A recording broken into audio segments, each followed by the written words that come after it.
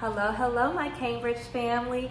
If you do not know who I am Miss Brewer. I am your child's STEM teacher, proud STEM teacher, might I add. And I'm here to announce that, as you can see, the Cambridge family has grown in numbers, and we are ever so excited. This year we did an embryology project with the baby chicks.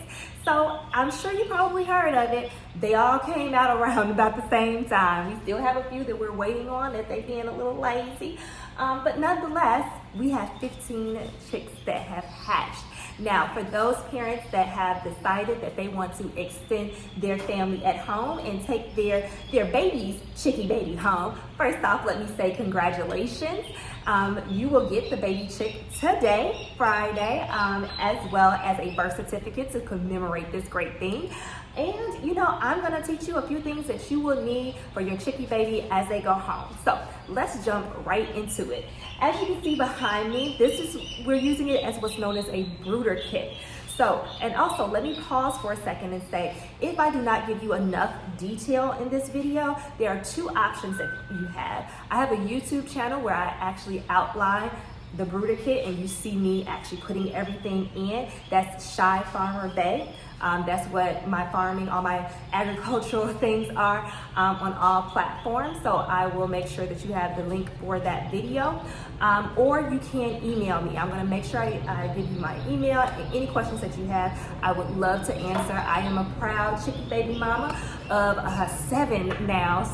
And I've had the chickens since about 2020. So I should be able to answer any and all questions that you have.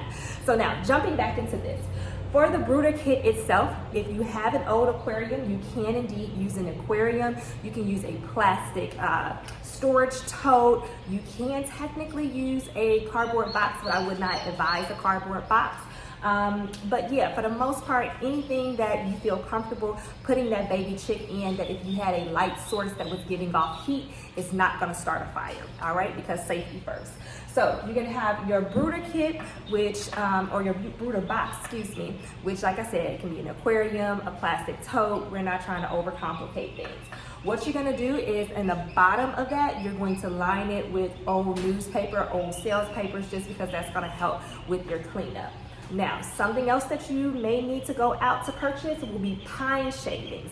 Make sure you get pine shavings specifically. So I know if you go to PetSmart and you go by like the hamster area, they have those pine shavings. Cedar shavings are toxic to chickens. Anything cedar is toxic, so you want to make sure you stick with pine. These pine shavings are where you're going to put down your chickie food, as well as the fact that this is where the chickie babies are going to discard their waste. In terms of cleanup, you'll know when it's time to clean it up because they will start to smell. But especially seeing that you only have one chicken, you'll probably just clean the shavings possibly once or twice a week. All right, so once again, you want to get a brooder kit, which can be an aquarium, a plastic storage tote, and pine shavings. Something else you definitely want to get is some chick baby food. So we're providing you with a little bit of something to hold them over for the day. If you cannot get out to PetSmart or Tractor Supply or the feed store, any place that sells the baby chick food, you can give them uncooked grits that will hold them over, but be mindful that the grits are not giving them all the nutrition that they need. It's just something to hold them over. All right, then you also want to make sure that you have a water saucer, so something for them to drink water out of. Be mindful that these are itty bitty babies, so don't get anything too big that they can fall in and, you know, possibly drown.